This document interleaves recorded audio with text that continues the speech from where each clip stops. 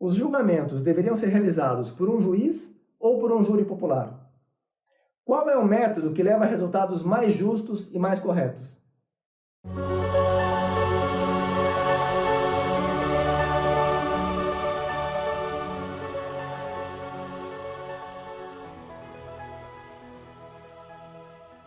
Olá, meu nome é Glenburg e no episódio de hoje vamos tratar dessa questão, se os julgamentos deveriam ser realizados por um juiz ou por um júri popular.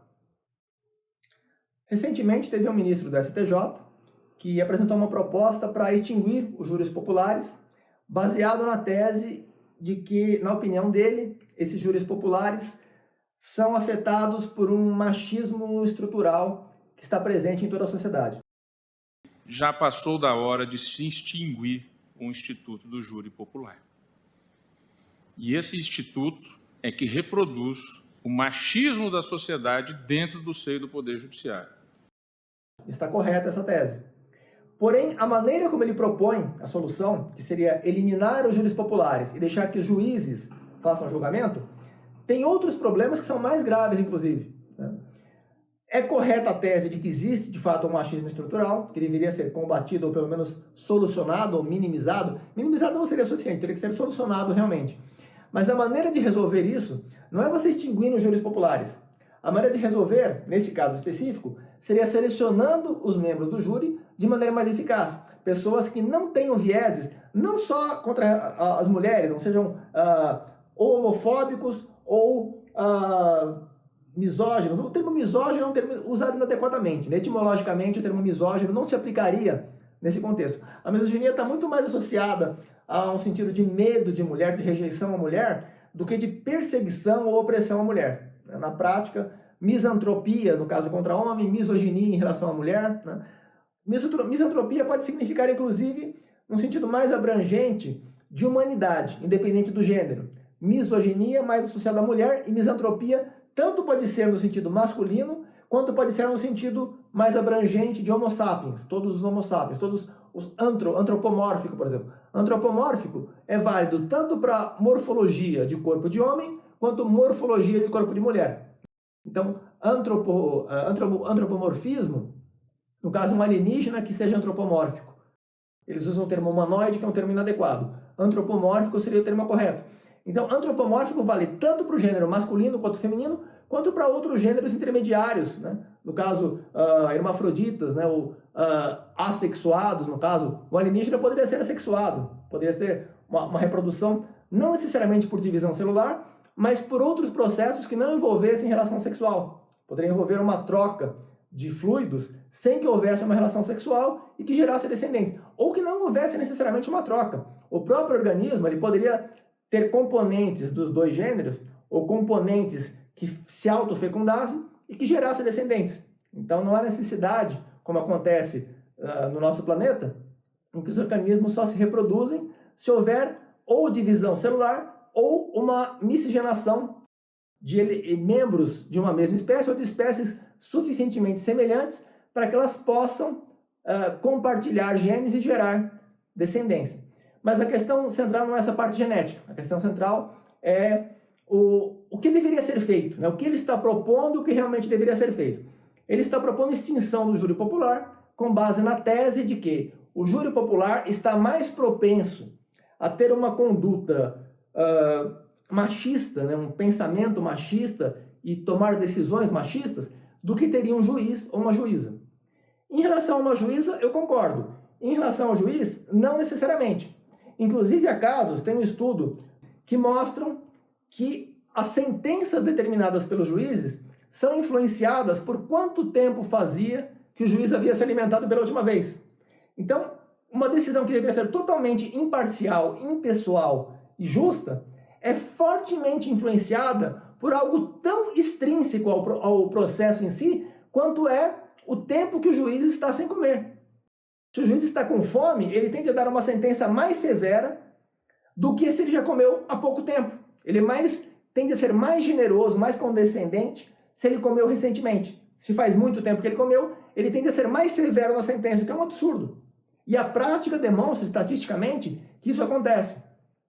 Assim como acontecem muitas outras injustiças, distorções, muitos outros vieses nesses julgamentos que estão associados não só ao fato do tempo sem comer ou de qualquer outra característica como racismo ou machismo, homofobia ou qualquer outra que seja, ou preconceitos religiosos, etc.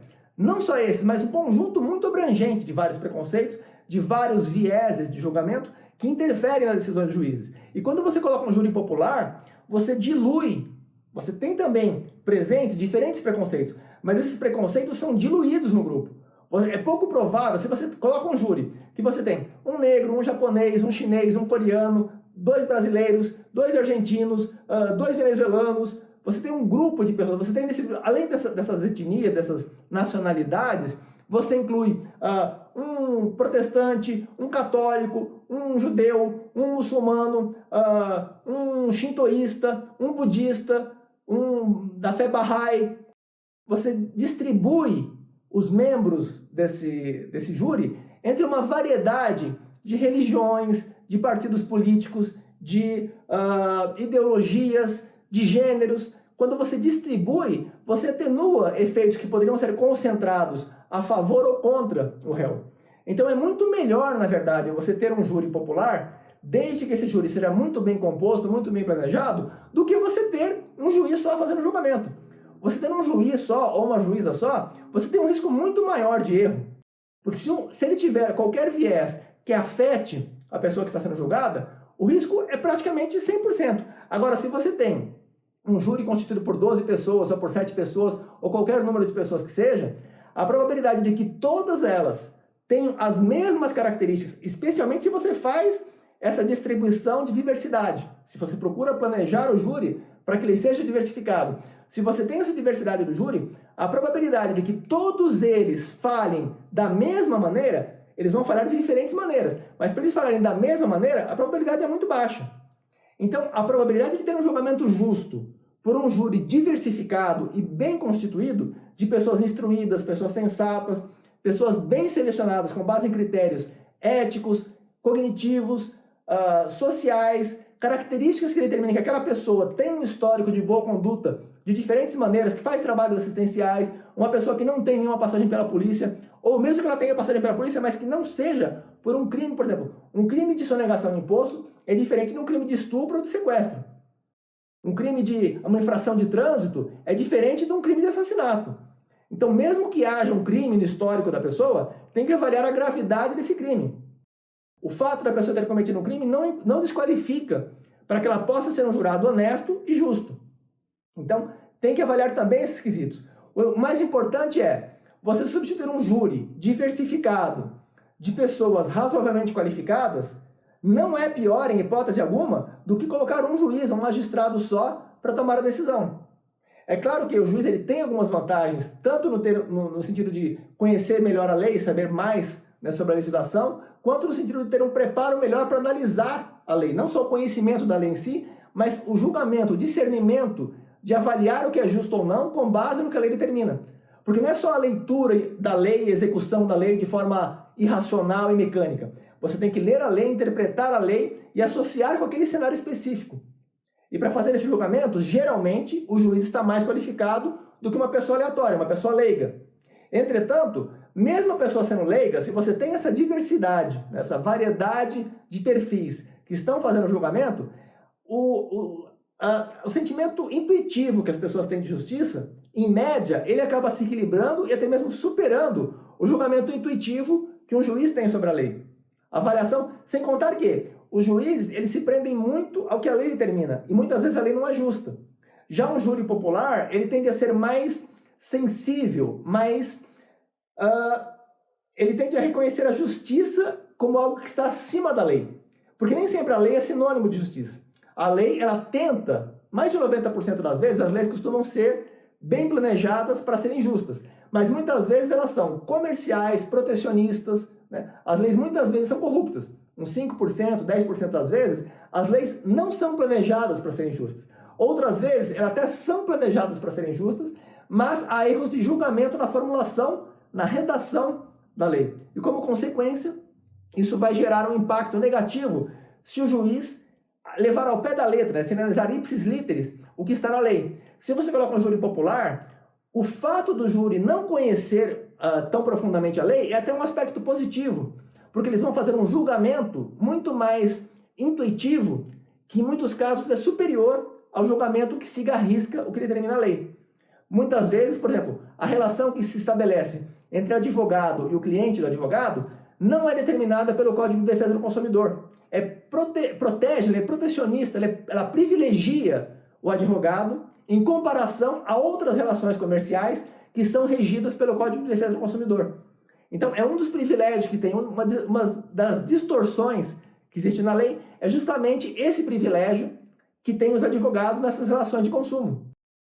Então, é muito importante que haja júri popular, que continue havendo júri popular, embora o argumento dele seja correto, o que ele está dizendo não é correto, que existe realmente esse problema do viés, do machismo estrutural que existe na sociedade, mas para resolver isso, não é você eliminando o júri popular e deixando que um magistrado faça o julgamento. Inclusive porque muitas vezes, e tem no histórico nos Estados Unidos, muitos casos em que um juiz branco condena um acusado negro, um réu negro, só pelo fato de ser negro, sem que haja evidência concreta nenhuma contra ele. Eles condenam simplesmente por racismo. Isso acontece nos Estados Unidos, na Europa, em vários países e no Brasil. Não pode acontecer de você deixar uma pessoa só. É muito mais perigoso você deixar uma pessoa só tomar a decisão. Se você pega um grupo de 12 pessoas, talvez haja 2, 3, talvez até haja 11 racistas. Mas a probabilidade de haver 11 racistas no júri de 12 é muito menor. E de haver 12 é menor ainda. Então é muito improvável, qualquer viés, eu estou citando o racismo como exemplo, mas qualquer viés específico que esteja presente num júri popular, a probabilidade desse viés contaminar todos os membros do júri é muito pequena. É muito menor do que contaminar um juiz só. A probabilidade de um juiz ter alguns vieses de caráter, cognitivos, culturais, que levem a que ele tome decisões que não sejam as mais corretas do ponto de vista, não propriamente da lei, mas da justiça, é muito maior, o risco é muito maior do que o júri popular. Portanto, o caminho para solucionar esse problema não é extinguindo o júri popular, e sim selecionando melhor os componentes desse júri, procurando diversificar os perfis dos integrantes desse júri e procurando selecionar pessoas mais qualificadas no sentido de terem um histórico de boa conduta, serem pessoas inteligentes, serem pessoas cultas, que não apresentem características que possam ser nocivas no julgamento que elas vão fazer. É basicamente isso. Então, esse é um vídeo relativamente curto, só queria tratar dessa questão porque a Tamara me informou recentemente sobre isso, achei que era um tema interessante, ela também achou que deveria fazer um vídeo sobre isso. Então, é basicamente isso. Agradeço a todos pela atenção e até breve, se Deus quiser.